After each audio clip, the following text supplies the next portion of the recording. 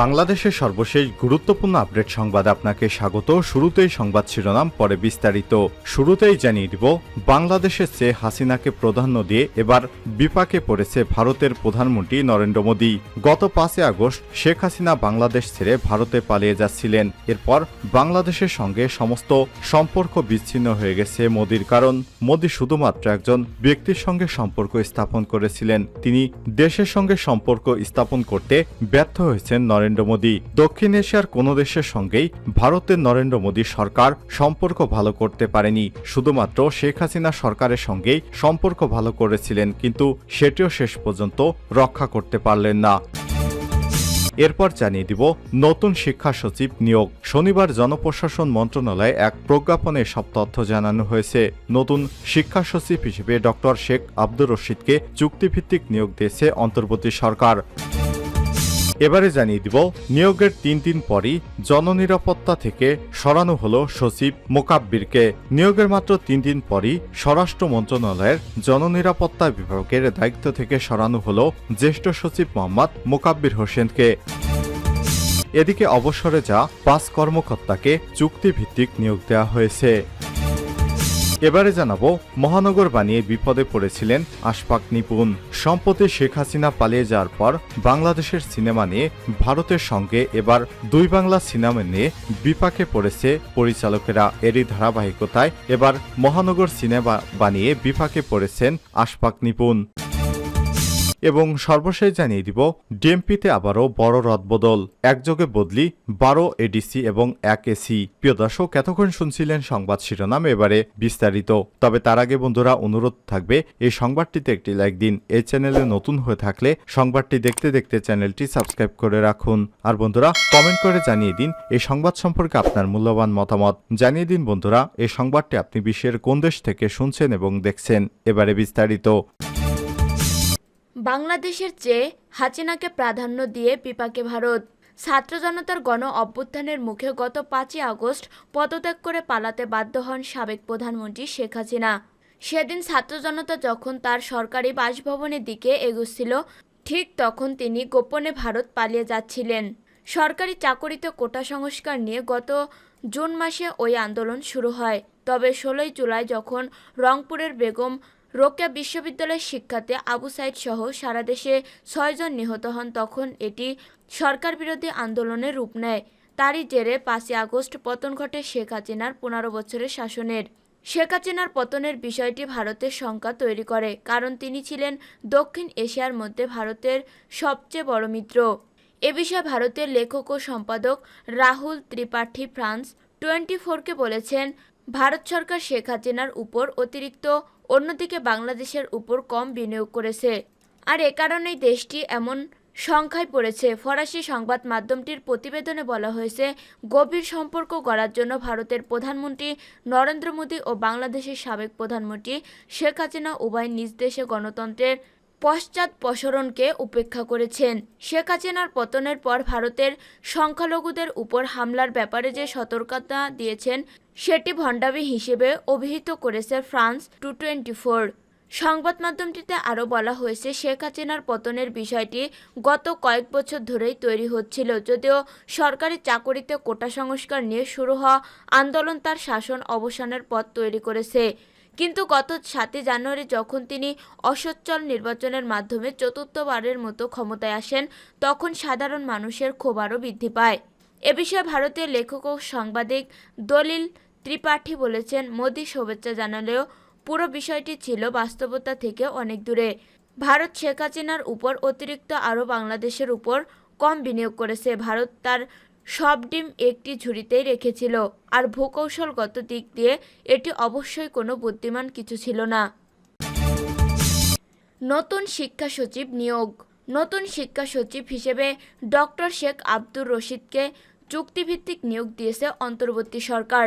শনিবার জনপ্রশাসন মন্ত্রণালয়ের এক প্রজ্ঞাপনে এই তথ্য জানানো হয়। এর আগে গত 13 আগস্ট পল্লী কর্ম সহায়ক ফাউন্ডেশনের পিকেএসএফ চেয়ারম্যান পদ থেকে ডক্টর এফ খায়রুল হোসেন পদত্যাগ করায় নতুন চেয়ারম্যান হিসেবে নিয়োগ পেয়েছিলেন সাবেক অতিরিক্ত সচিব ডক্টর শেখ আব্দুর রশিদ। এছাড়া ডক্টর শেখ আব্দুর রশিদ সহ প্রথমবার 5 জনকে সচিব পদে চুক্তিভিত্তিক নিয়োগ দিল অন্তর্বর্তী সরকার।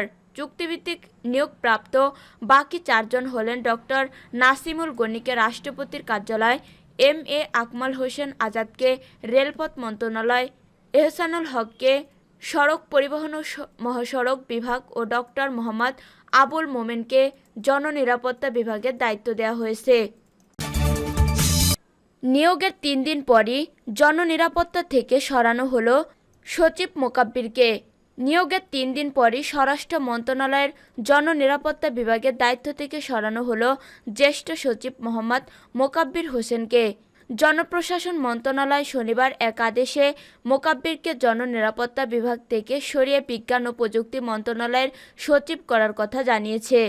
এর আগে গত 14 আগস্ট তাকে স্বরাষ্ট্র মন্ত্রণালয়ের জননিরাপত্তা বিভাগের সচিব করা হয়েছিল। ওই দিনই তিনি নতুন কর্মস্থলে যোগ দিয়েছিলেন। তার আগে তিনি বাংলাদেশ জ্বালানি ও বিদ্যুৎ গবেষণা কাউন্সিলের চেয়ারম্যান ছিলেন। ছাত্র জনতার গণ অভ্যুত্থানে গত 5 আগস্ট শেখ হাসিনা সরকারের পতনের আগে সরকারের সুরক্ষায় মোকাব্বির শক্ত ভূমিকা নিয়েছিলেন বলে প্রশাসনের গুঞ্জন রয়েছে। গত 7 আগস্ট প্রধানমন্ত্রীর কার্যালয়ের মুখ্য সচিব তোফাজ্জল হোসেন মিয়াকে সরানোর পর সেখানেও নিয়োগ পাওয়ার চেষ্টা করেছিলেন তিনি। প্রধান উপদেষ্টা ডক্টর মোহাম্মদ ইউনূসের উপদেষ্টা পরিষদের স্বরাষ্ট্র উপদেষ্টার দায়িত্ব পেয়েছিলেন আগের তত্ত্বাবধায়ক সরকারের দায়িত্ব পালনকারী ব্রিগেডিয়ার জেনারেল অবসরপ্রাপ্ত এম সাখাওয়াত হোসেন। শুক্রবার উপদেষ্টা পরিষদের রদবদলে স্বরাষ্ট্র মন্ত্রণালয় থেকে তাকে নিয়ে যাওয়া হয় পাট ও বস্ত্র মন্ত্রণালয়ে। এদিকে জনপ্রশাসন মন্ত্রণালয়ের আরেক আদেশে শিক্ষা সচিব মাধ্যমিক ও উচ্চ শিক্ষা বিভাগ সলেমান খানকে পরিকল্পনা কমিশনের সদস্য করা হয়েছে।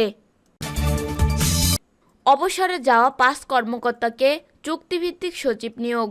অবসরে যাওয়া 5 অতিরিক্ত সচিবকে চুক্তিভিত্তিক সচিব হিসেবে নিয়োগ দেওয়া হয়েছে। শনিবার 17 আগস্ট জনপ্রশাসন মন্ত্রণালয় থেকে এ বিষয়ে প্রজ্ঞাপন জারি করা হয়েছে। তাদের মাধ্যমিক ও উচ্চ শিক্ষা বিভাগ, সড়ক পরিবহন ও মহাসড়ক বিভাগ, জননিরাপত্তা বিভাগ, রেলপথ মন্ত্রণালয় ও রাষ্ট্রপতির কার্যালয় জনবিভাগে সচিব করা হয়েছে। অবসরপ্রাপ্ত অতিরিক্ত সচিবদের অন্যান্য প্রতিষ্ঠান ও সংগঠনের সাথে কর্মসম্পর্ক পরিত্যাগের শর্তে যোগদানের তারিখ থেকে 2 বছরের জন্য চুক্তিতে এই নিয়োগ দেওয়া হয়েছে। অবসরপ্রাপ্ত অতিরিক্ত সচিব ডক্টর শেখ আব্দুর রশিদকে মাধ্যমিক ও উচ্চশিক্ষা বিভাগের সচিব মোহাম্মদ এহসানুল হককে সড়ক পরিবহন ও মহাসড়ক বিভাগের সচিব করা হয়েছে। এছাড়া অবসরপ্রাপ্ত অতিরিক্ত সচিব ডক্টর মোহাম্মদ আব্দুল মোনাইমকে স্বরাষ্ট্র মন্ত্রণালয়ের জননিরাপত্তা বিভাগের সচিব, ডক্টর নাসিমুল গনিকে রাষ্ট্রপতি কার্যালয়ের জনবিভাগের সচিব এবং MA আকমাল হোসেন আজাদকে রেলপথ মন্ত্রণালয়ের সচিব নিয়োগ দেওয়া হয়েছে। আওয়ামী লীগ সরকারের পতনের পর দায়িত্ব নেওয়া অন্তর্বর্তীকালীন সরকার সম্প্রতি এসব মন্ত্রণালয়ের সচিবদের চুক্তিভিত্তিক নিয়োগ বাতিল এবং কাউকে অন্য মন্ত্রণালয়ে বদলি করেছে। ডিএমপিতে আবারও বড় রদবদল। ঢাকা মহানগর পুলিশের ডিএমপি আবারও বড় রদবদল করা হয়েছে। এবার একযোগে ডিএমপির অতিরিক্ত উপপুলিশ কমিশনার এডিসি পদ মর্যাদার 12 কর্মকর্তাকে ও সরকারি পুলিশ কমিশনার এসি পদমর্যাদার 1 কর্মকর্তাকে বদলি করা হয়েছে। শনিবার 17 আগস্ট পুলিশের মহাপরিদর্শক আইজিপি মোহাম্মদ মইনুল ইসলাম স্বাক্ষরিত এক প্রজ্ঞাপনে এই বদলি করা হয়েছে। আদেশ অনুযায়ী ডিএমপির অতিরিক্ত উপপুলিশ কমিশনার মোহাম্মদ এনামুল হক মিঠুকে অতিরিক্ত পুলিশ super in service training center পিরোজপুরে বদলি করা হয়েছে।